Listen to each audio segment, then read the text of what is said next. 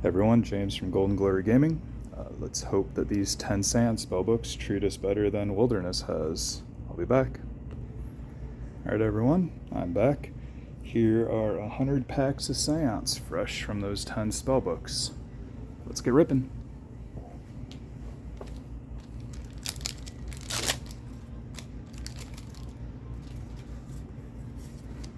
So here, I'm absolutely going to have to go back through and check all of these, because there could be serialized cards in any slot apparently. Ooh, reverse hollow ice worm. Got a couple ice players locally. Know that they'll like that. Temperance. That's a really good spell. On a full hollow chassis. Chassis Galiri. Not one of the Hateful 8, which are the Seance ones. So similar to the Wild 7 from Wilderness, there's the Hateful 8 in Seance, where they're only available as full hollows. So the only issue with Seance is that all the booster boxes are mappable, and once they're mappable, people are able to open all the packs that only have full hollows, and then unscrupulous actors can sell the loose packs of Seance, and they should only have all reverse hollows if they do it right. So that is not, it's not good. It's a big problem, and people figured that out pretty early on. So be wary buying loose booster boxes, be wary, be exceptionally wary buying loose packs. Spellbooks did avoid that sort of mapping and all that shenanigans, which is why I'm opening Spellbooks.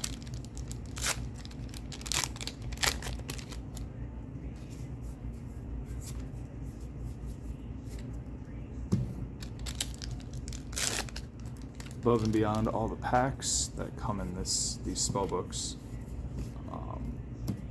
there's a full hollow aura in each of the bricks of aura.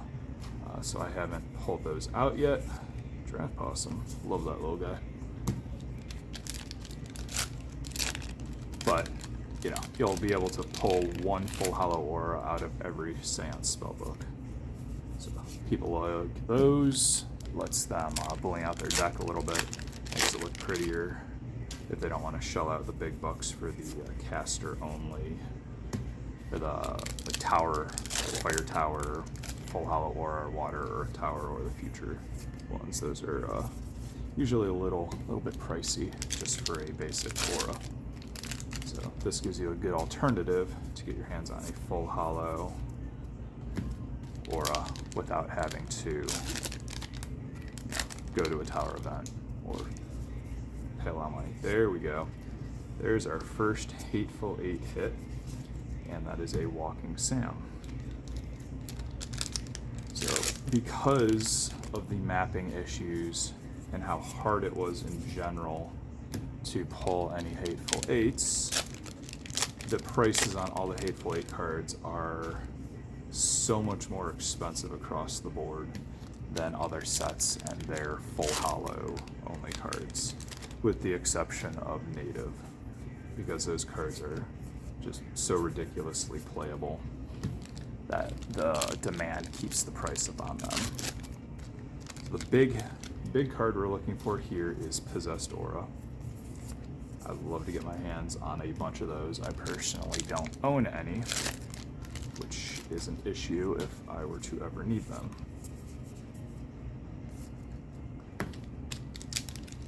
So let's get a couple of those. But a bunch of the Hateful 8 cards are extremely playable. Walking Sam, it's a powerhouse.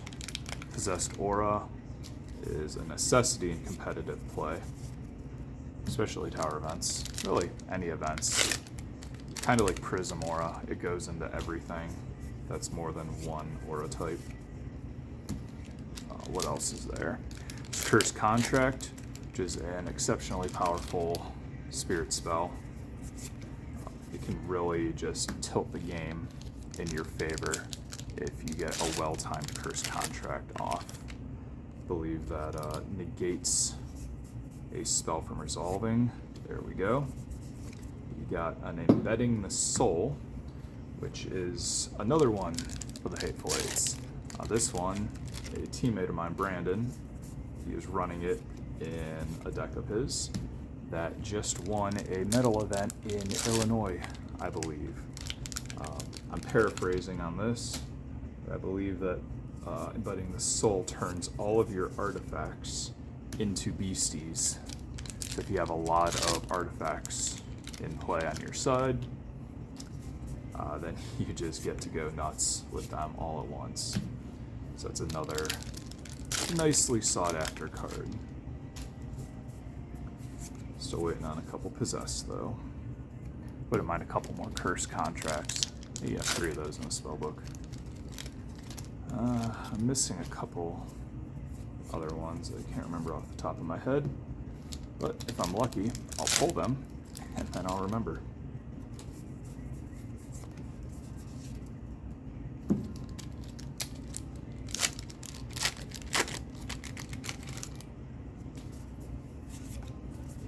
So everyone will have to let me know what their favorite Hateful Eight card is. If they think any are particularly underrated or undervalued right now, or if they see future potential in them based on what has been spoiled about future sets and what that all entails. Love to hear it.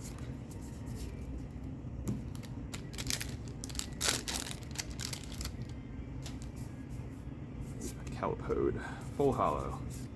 That is that's an interesting one. That one goes under the radar a little bit.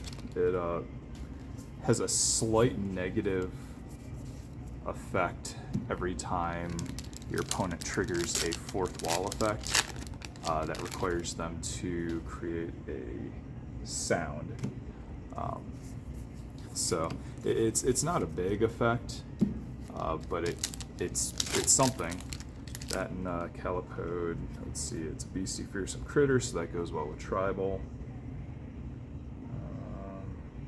And there was something else. Oh yeah, it'll pump your board. So if you have a bunch of tokens, it'll make them all get bigger. You can do that power once a turn. So it pairs particularly well with Bursting Spiderlings. Let's talk about Cement Worm while we're at it. That card has been the star now of 2 tower events, and it was only the primary color in one, or it was primary aura type in one of those tower events. I don't think it fully dominated Fire Tower, but I know certain decks were running it where they could completely lock out their opponent on turn 1 by using Born from the Earth to search up, I think, steep steps or steep cliffs. Put that into play, and then you get a free turn 1 Cement Worm. What's really good about Cement Worm is it stops fleet. Creatures do not enter play awakened. In Fire Tower, every good creature that was ran consistently had fleet. Just being able to get in that damage right away, or take out an opposing critter or beastie, or even take out the Aurifacts, was extremely powerful. So having Cement Worm in play automatically slows them down, essentially by a whole turn. Then add to the fact that both of its Terra bonuses were active. Triple bonuses, let's see, that was getting, it had 90 life points, and it was hitting for 60, which was enough to take out most of the things that it could hit. That's not really what you were focusing on if you were swinging with a cement worm. You're using its ability that when it hits a caster, you get to lock down one of their aura, and it doesn't awaken at the beginning of their next turn. So again, if you are on the play, and if you get one of those out right away, you automatically slow down all their beasties, and it'll lock down an aura that's already fatigued every time it attacks in. So it's just an all-around solid and consistent card. I had them in the first deck I ever built. That deck was not good whatsoever, but yeah, I won some games with that deck just being able to lock my opponent down with cement worms. Also in the set that I've pulled a couple of are the frost worms. Those allow you to search up other frost worms. I think it's frost worm, ice worm, some sort of frost worm. You're allowed to search up another one, and then you can just keep floating the board with them because you just get to keep searching up worms. And then those worms, after you have 4, I think, all your worms gain tribal boost. So you have your cement worms, your ice worms, and everyone's just hitting for, a lot more. So that's the worm strategy, a frost earth worm strategy deck. And I only know this because I see people playing it up here. I'm by no means a savant when it comes to MetaZoo. I'm a fairly average caster who builds slightly below average decks. So I just let my team do all the winning because they're much better at it than I am. But that's alright. I enjoy playing this game. I've been fairly burnt out playing other card games my entire life. This was just, it was really fun. It was a fresh take on a competitive TCG, and it was also similar enough to other ones where I was able to step in real quick and easy and pick up the rules. So if anyone's new getting into MetaZoo and you know how to play Magic, you'll have a fairly easy time just picking up the game. There are a couple things that are very much the opposite of a game like Magic, but not too much. A lot of it's intuitive if you have played other card games before as well. So again, if anyone has any questions, we have a team Discord. Feel free to hop into that. Ask away. We're all fairly chatty and very willing to talk to people about really anything. All right, we got, let's see, about 25 packs left. We pulled 2 Hateful Eights. Can we get some more? And we get some possessed auras. I'm not sure if there are secret rares in Seance like there are with other sets, but I do know that they have serialized cards. And again, I do believe that those could be in any of the slots. So I'm gonna have to go through and just sift through these 1,000 cards or so and make sure I don't have a hidden serialized card. Be a great problem to have, though, if I may say so myself. Hello, Alaskan Ice Monster. Yes, while I was on the topic, going back a little bit, here we go. I messed up, there we go.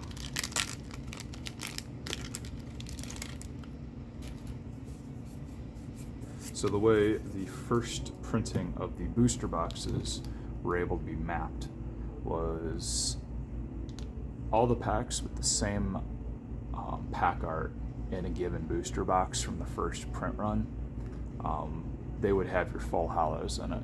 So somebody could take one of each artwork, open them up in a box, and then from there figure out which art had the full hollows, pull all those arts aside, and then all they're left with are 27 packs that only have reverse hollows. So if you're buying loose packs, make sure you're buying them from someone you trust and who has a good reputation. Selfless plug right there. But yeah, and the reason spellbooks for Seance are appealing is because they didn't have that issue. They were not mappable, to the best of my knowledge. And getting down there. Still no Possessed, still no other Hateful Eights. Let's go, we got some Space Rock Daggers. This one I surprisingly didn't have any of prior to this. Yeah, there we go, there's an Ice Worm. First Hollow Ice Worm, I think that's the third we've had. It's a cool little dude wearing a little snow hat. It's kind of ridiculous, but you know, half the things in this game are, and that's what makes it great. Let's see the Demon Cat.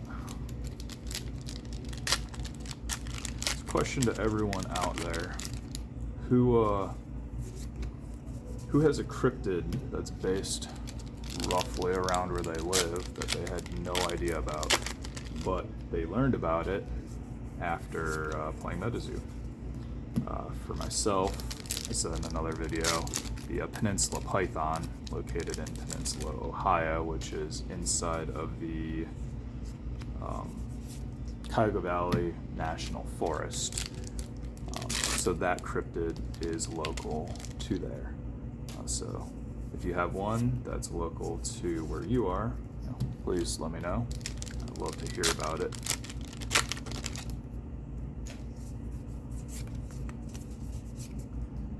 And we're getting down to it. Glad to have at least gotten 2 Hateful Eights, more than a lot of people can claim, after opening countless packs. And I already did better in these than 2 cases of Wilderness Spellbooks, so I will take that. Not in quantity of the exclusive full hollows, but definitely in value, and I'd even argue playability for both of these.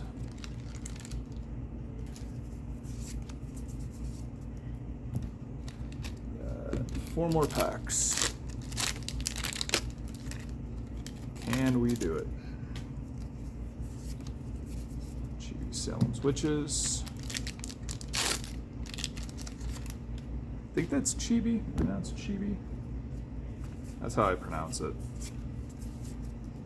But I've been wrong on some things like that before. First Hollow Boathound, last pack.